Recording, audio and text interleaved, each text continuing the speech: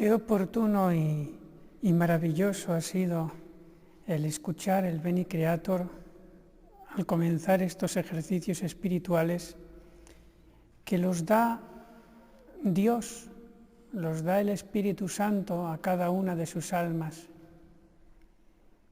Lo demás son instrumentos que pueden ser útiles más o menos, pero que no condicionan totalmente el fruto del Espíritu Santo en cada una de ustedes. No lo condicionan porque si el instrumento falla, ustedes tienen la libertad para poder aprovecharse en estos ejercicios a pesar de todo. Como aquella monja de la Visitación, que hace poquito fue su fiesta, Santa Margarita María de Alacoque, que la superiora le mandó durante unos ejercicios espirituales cuidar a un burro sin permitirle que lo ate para que no se fuera a la huerta a comerse las lechugas. ¿Cómo iba a hacer los ejercicios así? Al lado del burro constantemente porque no se lo permitían atar. Uno diría, pues es que esta superiora tiene ganas de fastidiar, ya la juzgará el Señor, pero Santa Margarita no la juzgó. Santa Margarita creyó en el poder de Dios, hizo los ejercicios al lado del burro y dice que cayeron unas gracias inmensas como cascadas en su alma. Así que, queridas hermanas, aquí tienen al burro. Así que aprovéchense todo lo que puedan del Espíritu Santo, porque lo demás es secundario. Y si por mí sopla alguna flauta el Señor, pues me alegro. Bendito sea Dios.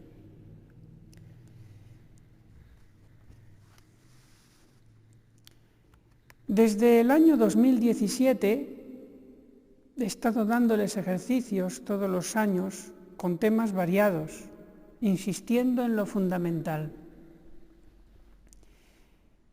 Por ejemplo, algunos de esos temas que me acuerdo, el camino de perfección según el Padre Rollo Marín, basado sobre todo en Santa Teresa y en San Juan de la Cruz, ejercicios basados literalmente en San Ignacio de Loyola, también otros ejercicios sobre la vida de Cristo, sobre todo al comienzo de su vida pública, otros basándome en la pasión del Señor, otros en el Padre Nuestro, que fueron muy queridos para mí, estos del 2018, los del Padre Nuestro, creo que fueron los mejores de mi vida, pero no se grabaron muy bien. En todos los ejercicios, Dios te ha presentado un nuevo plan para ti,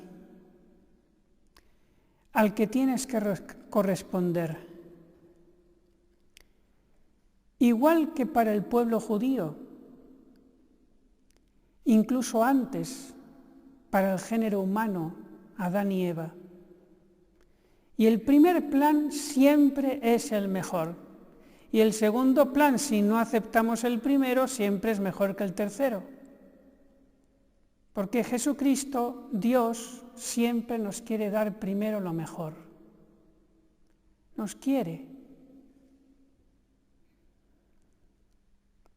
El primer plan para el género humano era ni más ni menos que estar en un paraíso sin sufrimiento, sin muerte, con dones preternaturales, y de ahí, al cabo de un tiempo, con una prueba sencillísima y fácil de cumplir, ir sin pasar por la muerte al cielo para ver a Dios por toda la eternidad, y así también los descendientes. Incluso dicen muchos escolásticos, muchos teólogos rectos, entre ellos la escuela franciscana y también muchos jesuitas, que si Adán y Eva no hubieran pecado, Jesucristo, el Verbo, mejor dicho, el Verbo se hubiera encarnado igualmente, para hacer aquello que dice San Pablo, recapitular en Cristo todas las cosas del cielo y de la tierra. Así que ni siquiera nos habríamos perdido a Jesucristo si no hubiera pecado Adán y Eva. Es verdad que en esta economía de la salvación, en que ha habido pecado original, Jesucristo ha venido principalmente para salvarnos. Pero no hay que olvidar que ese es el segundo plan. El primer plan sería que viniera Jesucristo para glorificarnos desde nuestra inocencia,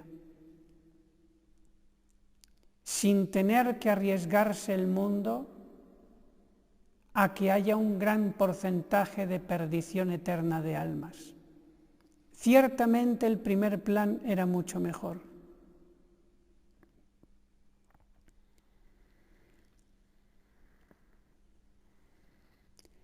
Y hablando del pueblo judío,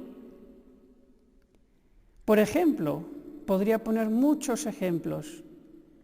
El plan de Yahvé para que entraran en la tierra prometida. ¿Cuál era? Que después de pasar el Mar Rojo, apenas unos meses pasando por el desierto, y ya enseguida meterlos en la tierra prometida que manaba leche y miel y aplastar a todos esos enemigos que la poblaban, empecatados como estaban, y que estaban destinados al anatema. Ese era el primer plan de Yahvé para el pueblo judío. Pero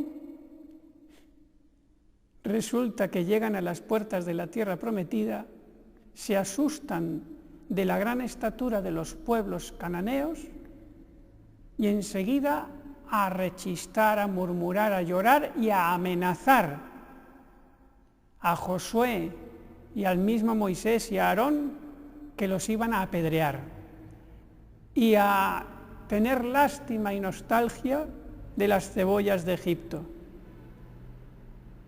Y rompieron ese primer plan en ese recién estrenado pueblo nuevo de Dios. Empezó a ser pueblo cuando dejó de ser esclavo de los egipcios.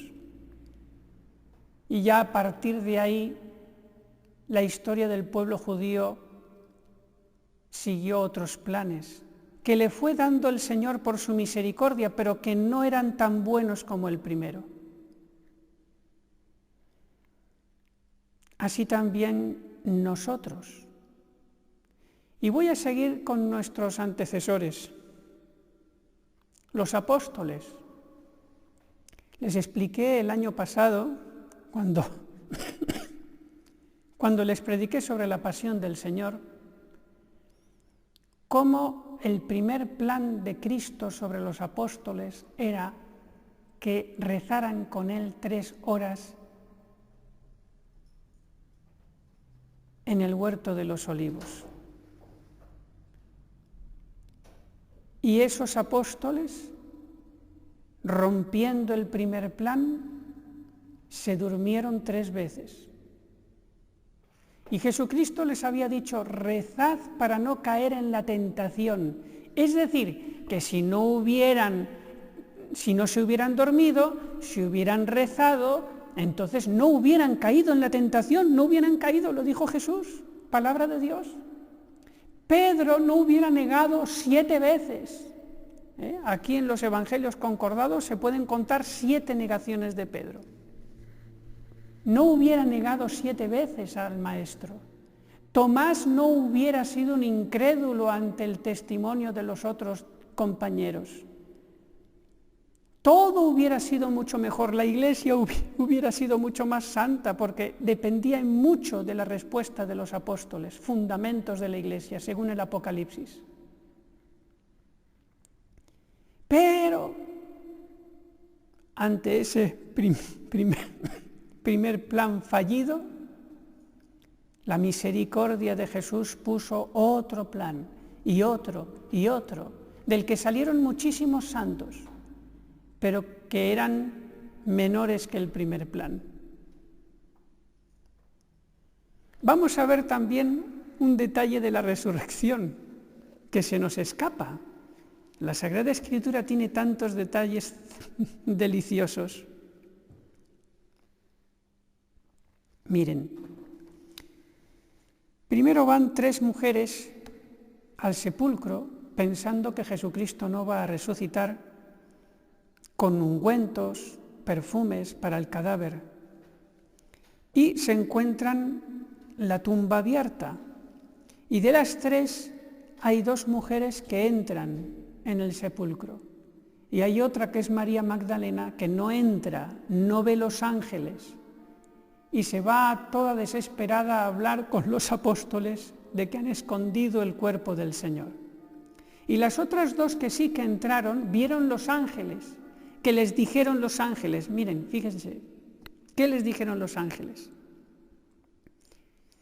Venid y ved el lugar donde pusieron al Señor, pero pronto id y decid a sus discípulos y a Pedro que ha resucitado y os precederá en ir a Galilea. Allí le veréis como os tiene dicho. ¿Cuál era el primer plan? Mujeres, creed en la resurrección del Señor, aunque todavía no lo habéis visto. Id a los apóstoles y decidles inmediatamente viajad a Galilea. Allí veréis a Jesús, en Galilea. Id para allá, que Él os precede. El primer plan no era que se apareciera Jesucristo en Jerusalén. El primer plan era que se apareciera en Galilea y que hicieran ese acto de fe de, sin ver a Jesús, con el testimonio de las mujeres y el sepulcro vacío, que se fueran a Galilea. Primer plan fallido. Los apóstoles no creyeron a las mujeres, no se fueron a Galilea enseguida, y Jesucristo, lo digo entre comillas, tuvo que volver de Galilea y aparecerse a los apóstoles ese mismo día en Jerusalén, por incrédulos, y les regañó, porque no habían sido fieles al primer plan después de la resurrección. ¿Qué hubiera pasado si hubieran sido fieles a ese primer plan después de la resurrección? Hubieran ido detrás muchísimas más gracias y bendiciones.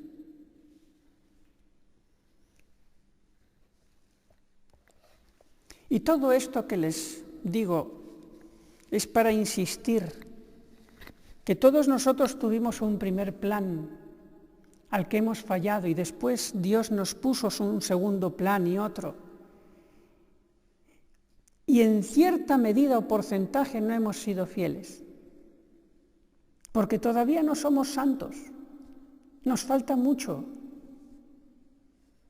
Y en cada ejercicios espirituales, Dios nos propone un nuevo plan de regeneración, de santificación, maravilloso, aunque no sea tan bueno como los anteriores, pero que puede dar un fruto inmenso de santidad en nuestras almas.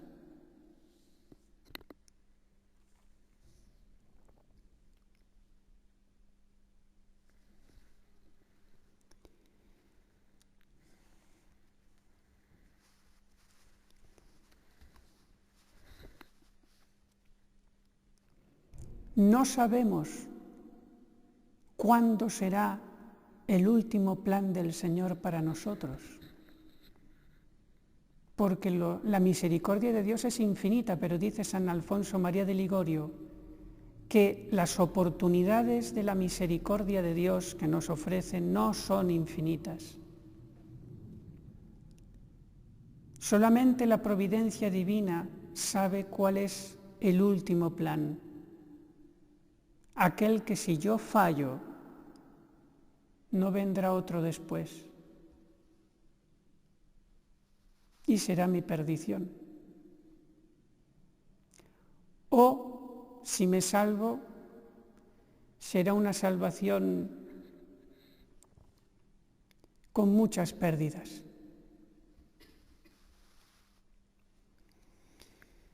No estamos 100% seguros ni siquiera en la clausura. ¿Cuántos casos de dispensas, exclaustraciones, fugas ocurren en la vida religiosa hoy? Monseñor Carballo, el anterior secretario de la Sagrada Congregación para los Religiosos, hablaba de un promedio de 2.500 dispensas de votos perpetuos de religiosos al año. ¿Y a cuántos de estos, no a todos, pero a muchos, devorará el diablo en el mundo? Como me ha tocado a mí comprobar.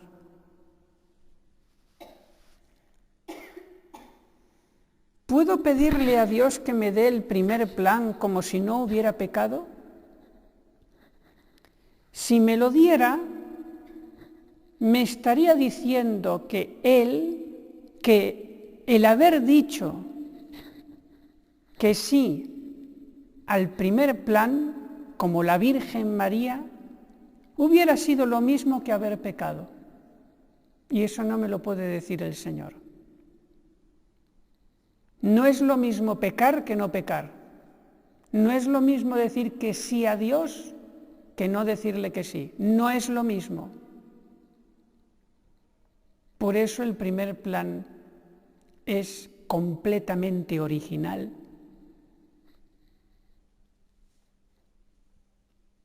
y único.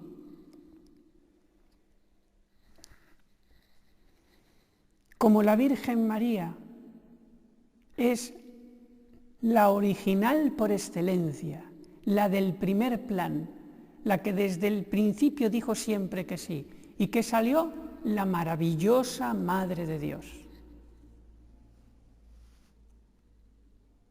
La fiel al primer plan. En el 10º plan, pongamos, también puedo santificarme, pero no tanto como en el primero. Pedro fue un gran santo,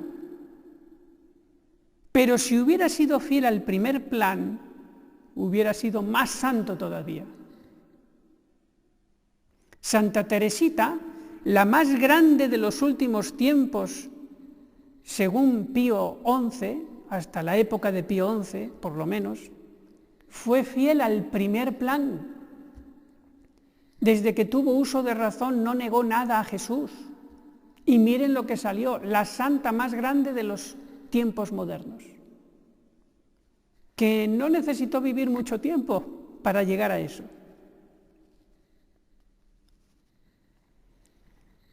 Hoy te presenta Cristo el primer plan del resto de tu vida en estos ejercicios. El primer plan del resto de tu vida, el mejor plan del resto de tu vida, que no sabemos cuánto nos queda. Es totalmente secundario que te predique yo u otro, que estés sana o enferma, que tengas un cargo o que tengas otro, que estés en un convento o que estés en otro, que tengas una superiora o que tengas otra. La gracia se amolda a todo eso. Por lo tanto, quédate con esto. Si no aceptamos este maravilloso primer plan del resto de tu vida, no hay excusas. No hay excusas. Porque Dios es providente.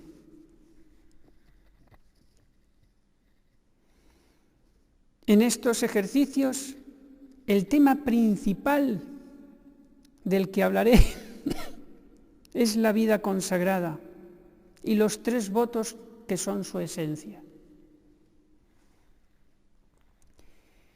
Son los ejercicios que yo recuerde que más horas de preparación me han costado.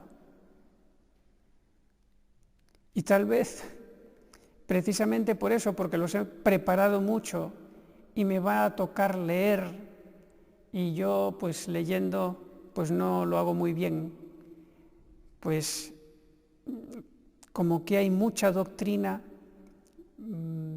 y temo que a lo mejor sean los ejercicios tal vez más aburridos, porque van a ser tipo clase, mucha doctrina y no tanto calor, ¿no?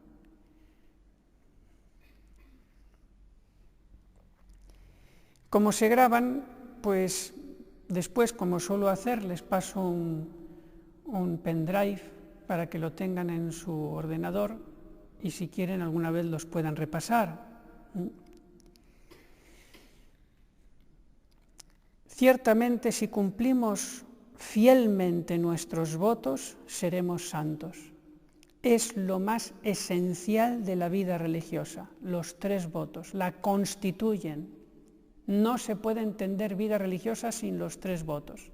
Hay otras asociaciones que no tienen votos, pero no son propiamente religiosos, son otra cosa.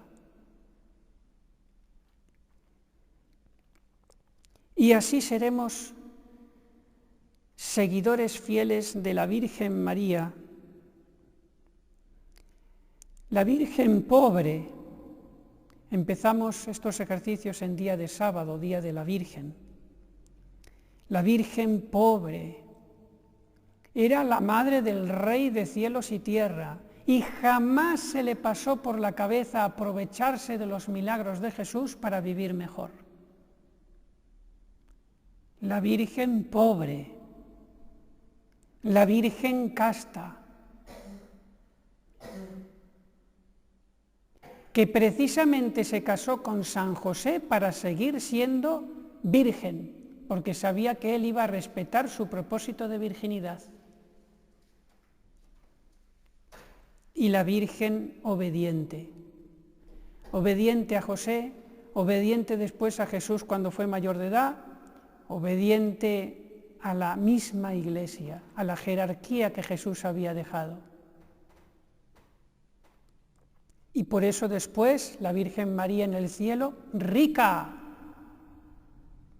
fecunda madre y reina.